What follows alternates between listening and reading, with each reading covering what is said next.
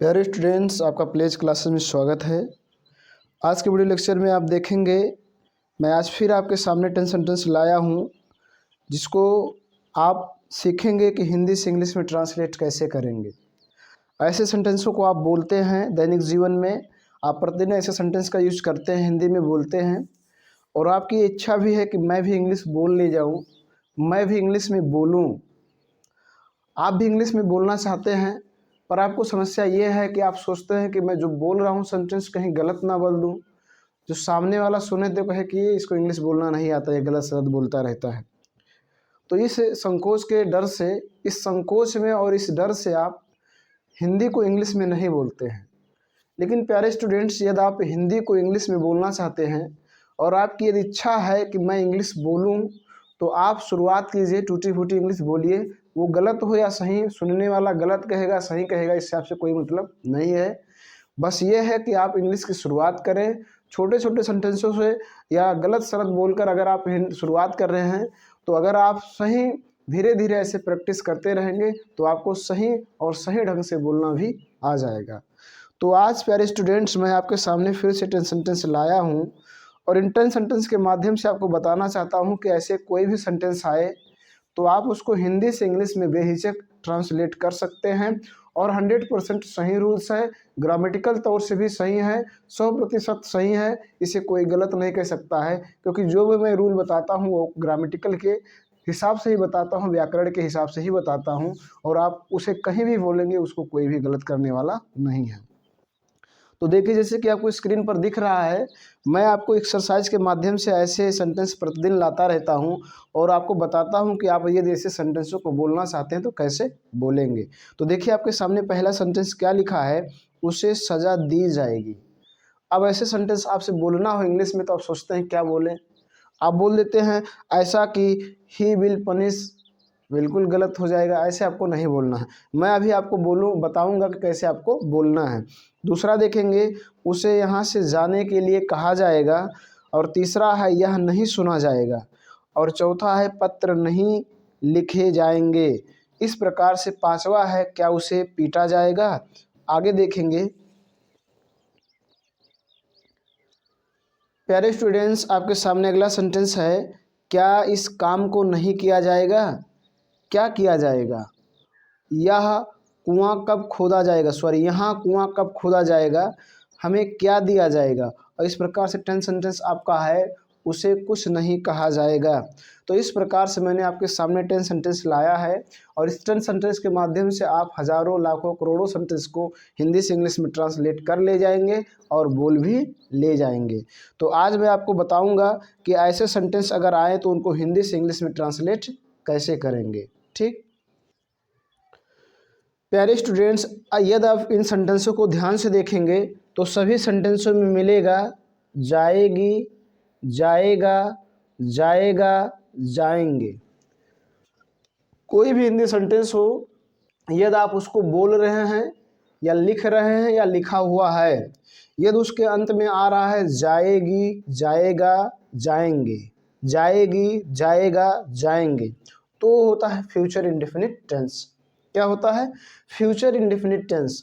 But प्यारे students, ये future indefinite tense का पैसिव वॉइस होता है। क्या होता है, पैसिव वॉइस। एक्टिव वॉइस होता है और पैसिव वॉइस। तो एक्टिव वॉइस नहीं होता। एक्टिव वॉइस उन्हें कहते हैं जिनमें सब्जेक्ट की प्रधानता हो, और पैसिव वॉइस उसे कहते हैं जिनमें ऑब्जेक्ट की प्रधानता हो। अर्थात एक्टिव वॉइस में सब्जेक्ट स्वयं काम करता है, पैसिव वॉइस में सब्जेक्ट के द्वारा किया जाता है। तो जब सब्जेक्ट स्वयं काम करे तो एक्टिव वॉइस होगा, और जब सब्जेक्ट के द्वारा किया जाए तो पैसिव वॉइस होगा। ठीक, और इसकी सब एक और पहचान है, कैसे पहचानेंगे। पैसिव वॉइस में हमेशा दो क्रियाओं का होना प्रतीत होगा। देखो, इसमें दी मतलब देना भी एक क्रिया है और जाना भी एक क्रिया है। देखो, यहाँ कहा, कहना भी एक क्रिया है, जाना भी एक क्रिया है। देखो, सुना, सुनना भी एक क्रिया है, जाना भी एक क्रिया है। देखो, लिखे, लिखना भी एक क्रिया है, जाना भी एक क्रिया है। पीटा, पीटना भी एक क्रिया है, जाना भी एक क्रिया है। तो ऐसे कोई भी हिंदी सेंटेंस हो जिसके अंत में जाएगा, जाएगी, जाएंगे आए, और उसमें एक और क्रिया हो, उसमें एक और एक्शन वर्ब हो, उसमें एक और मेन वर्ब हो, तो उसे हम कहते हैं पैसिव वॉइस, और वो फ्यूचर इंडेफिनिट टेंस का पैसिव वॉइस होता है। तो अब आप समझ गए होंगे कि पैसिव वॉइस क्या होगा, अंत में मिले जाएगा, जाएगी, जाएंगे और उसमें एक और एक्शन वर्ब हो, उसमें एक और मेन क्रिया हो तो उसे कहेंगे passive voice, future indefinite tense का पैसिव वॉइस। अब किसी भी टेंस को जब आप पढ़ेंगे, चाहे वो एक्टिव वॉइस हो या पैसिव वॉइस, तो उसमें आप 4 प्रकार के सेंटेंसों को बनाना सीखेंगे। पहला आपका होगा सिंपल सेंटेंस, दूसरा आपका होगा नेगेटिव सेंटेंस, तीसरा आपका होगा इंट्रोगेटिव सेंटेंस और चौथा आपका होगा इंट्रोगेटिव नेगेटिव सेंटेंस। तो सबसे पहले आप सीखने वाले हैं सिंपल सेंटेंस। अब बात आती है कि सिंपल सेंटेंस को पहचानेंगे कैसे। तो सिंपल सेंटेंस की पहचान होती है अंत में पूर्ण विराम होगा। देखो इसके अंत में पूर्ण विराम है, उसमें नहीं शब्द नहीं होगा। देखो इसमें कहीं नहीं शब्द है, कहीं नहीं लिखा है, नहीं लिखा है। तो जब किसी हिंदी सेंटेंस को आप बोलें या लिखें या लिखा हो, उसमें नहीं शब्द ना हो, अंत में पूर्ण विराम हो, तो आपका सिंपल सेंटेंस होता है। अब उसको बनाएंगे कैसे, तो उसको बनाएंगे सबसे पहले आप लिखेंगे ऑब्जेक्ट। ये ऑब्जेक्ट क्या है, ये एक्टिव वॉइस का ऑब्जेक्ट यहाँ बन जाता है सब्जेक्ट, तो ऑब्जेक्ट लिखना है। उसके बाद आपको लगाना है विल। क्या लगाना है, विल। शैल भी का यूज किया जाता है, लेकिन आज मॉडर्न इंग्लिश में शैल का यूज नहीं किया जाता है, केवल विल का यूज किया जाता है। तो केवल विल लगाएंगे सभी के, चाहे सिंगुलर हो या प्लूरल। उसके बाद लगाएंगे वी। क्या लगाएंगे, वी। और उसके बाद लगाएंगे V3 और उसके बाद लगा देंगे अदर वर्ड, फिर लगा देंगे फुल स्टॉप। इस प्रकार से आपको करना है। तो सबसे पहले ऑब्जेक्ट लिखो। अब ऑब्जेक्ट को कैसे पता करते हैं, किसी भी सेंटेंस में ऑब्जेक्ट को पता करना हो तो क्या किसको किसे लगाओ, उत्तर में जो मिले वो आपका ऑब्जेक्ट होगा। तो इस सेंटेंस में क्या किसको कोई एक लगाओ और पता करो, उसे सजा दी जाएगी। किसे सजा दी जाएगी, उसे। तो उसे की अंग्रेजी होता है हिम, लेकिन यहाँ पर आपको यूज करना है सब्जेक्टिव केस, और हिम का सब्जेक्टिव केस होता है ही। ठीक। उसके बाद आप लगाएंगे विल, सिंगुलर हो तब भी और प्लूरल हो तब भी। तो ही, विल, उसके बाद लगाना वी, सभी के साथ बी भी लगेगा। और उसके बाद लगाना V3 वर्ब का थर्ड फॉर्म। सजा देने का अंग्रेजी होता है पनिश, उसका थर्ड फॉर्म लगाएंगे हो जाएगा पनिश्ड। ठीक। उसके बाद फुल स्टॉप, अदर वर्ड है नहीं, ही विल बी पनिश्ड। ठीक। अगला सेंटेंस आप देखेंगे, उसे यहाँ से जाने के लिए कहा जाएगा। तो देखिए इसके भी अंत में पूर्ण विराम है, इसमें कहीं नहीं शब्द नहीं है। ये भी सिंपल सेंटेंस। सबसे पहले लिखो ऑब्जेक्ट, किसे, उसे। तो जैसे यहाँ उसे की अंग्रेजी लिखे ही, यहाँ भी होगा ही। उसके बाद लगाएंगे विल। ठीक।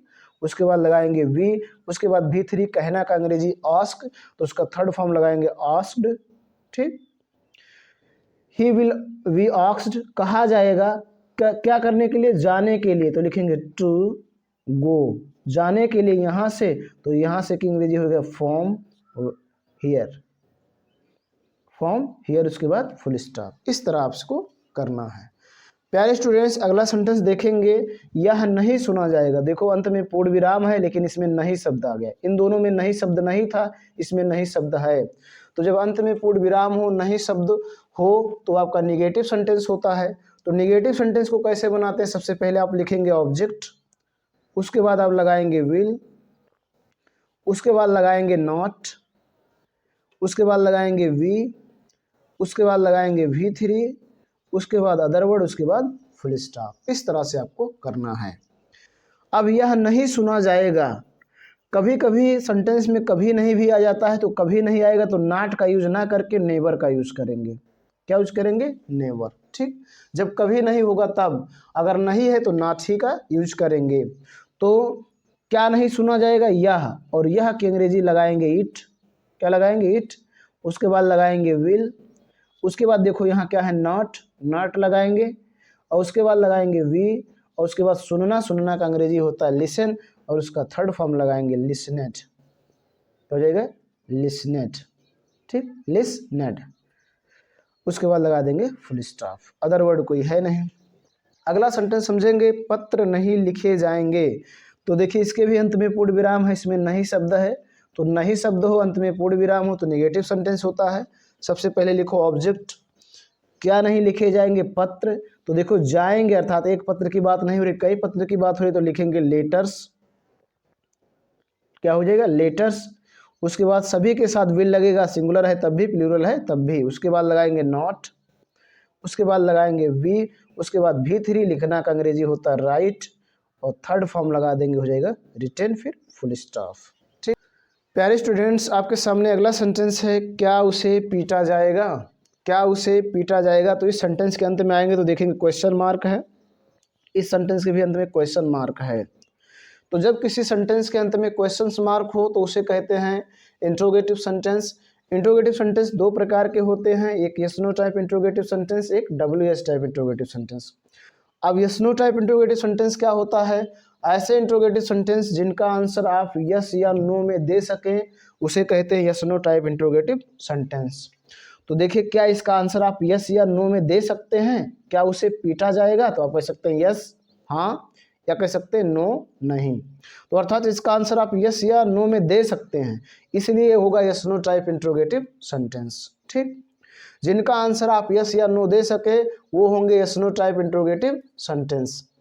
प्यारे students, yes no type interrogative sentence की एक सबसे बड़ी पहचान यह भी है कि उसके शुरू में क्या होता है, शुरू में क्या होता है। लेकिन प्यारे स्टूडेंट्स यह भी याद रखिए कभी कभी शुरू में क्या होता है लेकिन आप उसका आंसर आप यस या नो में नहीं दे पाएंगे, इसलिए वो yes no type interrogative sentence नहीं होता है। तो जैसे मैंने आपके सामने एक सेंटेंस लिखा, क्या किया जाएगा, क्या किया जाएगा, तो अब क्या किया जाएगा पूछ रहा है आपसे, क्वेश्चंस कर रहा है क्या किया जाएगा, तो आप यस या नो इसका जवाब नहीं दे सकते। देखिए शुरू में क्या है लेकिन इसका आंसर आप यस या नो में नहीं दे सकते हैं, तो ये आपका yes no type interrogative sentence नहीं है, ये WS टाइप इंट्रोगेटिव सेंटेंस है। तो शुरू में क्या हो, ऐसे कहीं आपको एक आध सेंटेंस मिलेंगे जिनके शुरू में क्या हो लेकिन वो yes no type interrogative sentence ना हो। तो आपको एक बार ट्राई कर लेना है कि यदि उसके शुरू में यह क्या है तो yes no type interrogative sentence है कि नहीं। आप उसका आंसर यदि आप यस या नो दे सकते हैं तो यस नो टाइप है, और नहीं दे सकते हैं तो यस नो टाइप नहीं है। तो देखिए आप इसका आंसर दे सकते हैं इसलिए yes no type interrogative sentence है। तो इसका आंसर, इसको कैसे ट्रांसलेट करेंगे, सबसे पहले आप लगाएंगे विल,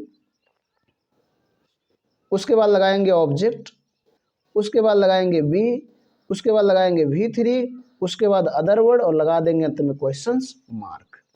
तो सबसे पहले विल लगा दो बिना सोचे समझे, चाहे सिंगुलर हो या प्लूरल, विल लगाओ। उसके बाद लिखो ऑब्जेक्ट, किसे पीटा जाएगा, उसे, उसे की अंग्रेजी ही हो जाएगा।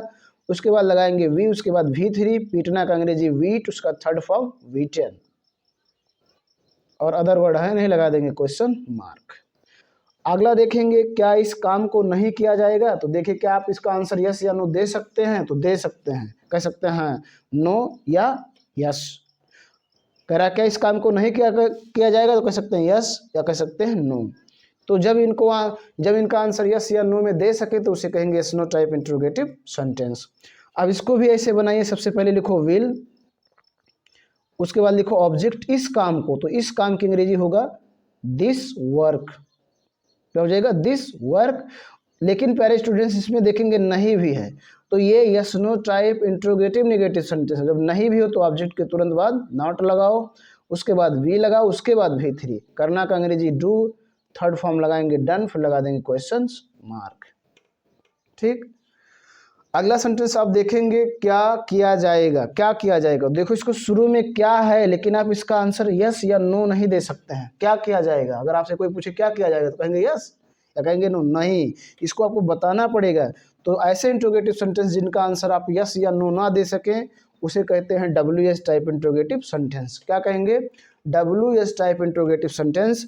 और WS टाइप इंट्रोगेटिव सेंटेंस को कैसे बनाते हैं, सबसे पहले लिखते हैं क्वेश्चन वर्ड, उसके बाद लगाएंगे विल, उसके बाद लगाएंगे ऑब्जेक्ट, उसके बाद लगाएंगे वी, उसके बाद लगाएंगे V3, उसके बाद लगाएंगे अदर वर्ड और उसके बाद लगा देंगे क्वेश्चन मार्क।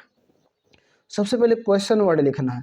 तो अब क्वेश्चन वर्ड क्या है, तो क्वेश्चन वर्ड जिन शब्दों को लिखने से क्वेश्चंस बन जाएं, जैसे क्या, क्यों, कहाँ, कब, कैसा, कैसी, कैसे, कितना, कितने, कितने, कौन सा, कौन से, किस, ये सभी आपके क्वेश्चंस वर्ड हैं। अब इन क्वेश्चन वर्डों को सबसे पहले लिखेंगे, तो इसमें क्या है क्या, तो क्या की अंग्रेजी सबसे पहले लिखो व्हाट, उसके बाद लगाओ विल, उसके बाद देखो इसमें ऑब्जेक्ट का पता ही नहीं है तो लगा दो वी, और उसके बाद लगाओ V3 वर्ब का थर्ड फॉर्म, तो डू का थर्ड फॉर्म डन, उसके बाद question mark, what will be done, क्या किया जाएगा, व्हाट विल बी डन, क्या किया जाएगा। ठीक, इसी प्रकार से अगला सेंटेंस देखो, यहाँ कुआं कब खोदा जाएगा, तो देखो इसके शुरू में क्या नहीं है, अंत में क्वेश्चन मार्क है। तो जब शुरू में क्या ना हो अंत में क्वेश्चन मार्क हो तो देखिए क्या इसका आप आंसर यस या नो में दे सकते हैं, नहीं दे सकते हैं, इसलिए यह है WS टाइप इंट्रोगेटिव सेंटेंस। तो इसको भी ऐसे बनाओ। सबसे पहले लिखो क्वेश्चन वर्ड इसमें कौन है, कब, तो कब की अंग्रेजी सबसे पहले व्हेन। उसके बाद लगाओ विल, उसके बाद लगाओ ऑब्जेक्ट, यहाँ है कुआं, तो कुआं का अंग्रेजी होता है वेल, तो लिख दे आ वेल, ठीक। उसके बाद लगाएंगे वी, उसके बाद V3 खोदना, खोदना का अंग्रेजी होता है डिग, उसका थर्ड फॉर्म लगाएंगे डग, और उसके बाद यहाँ अदर वर्ड में तो लगा देंगे हियर, उसके बाद क्वेश्चन मार्क। ये हो जाएगा। इस प्रकार से आपको फ्यूचर इंडेफिनिट टेंस के पैसिव वॉइस सेंटेंसों का हिंदी से इंग्लिश में ट्रांसलेट करना है। मैं उम्मीद करता हूँ कि आपको आज के बाद ऐसे सेंटेंसों को हिंदी से इंग्लिश में ट्रांसलेट करने में किसी प्रकार की कोई समस्या नहीं होगी, आप आसानी से कर ले जाएंगे। अब मैं आपको 2 सेंटेंस दे रहा हूं जिसका ट्रांसलेट आप करेंगे, और ट्रांसलेट करने के बाद कमेंट बॉक्स में कमेंट करेंगे कि आपने इसका ट्रांसलेट क्या किया है। पहला आपके सामने है हमें क्या दिया जाएगा, और दूसरा है उसे कुछ नहीं कहा जाएगा। ये 2 सेंटेंस मैंने आपके सामने लिखा है, इनका ट्रांसलेट आप स्वयं करेंगे और कमेंट बॉक्स में लिखेंगे कि इनके ट्रांसलेट क्या होंगे। तो आज के वीडियो लेक्चर में इतना ही। वीडियो देखने के बाद कोई जानकारी मिली हो तो लाइक करें। चैनल पर पहली बार आप आए हों तो मेरा आपसे रिक्वेस्ट है कि चैनल को सब्सक्राइब करें, साथ साथ बेल आइकन प्रेस करें, ताकि जो मैं वीडियो अपलोड करूं उसका नोटिफिकेशन आपको मिलता रहे। आज के वीडियो लेक्चर में बस इतना ही। धन्यवाद।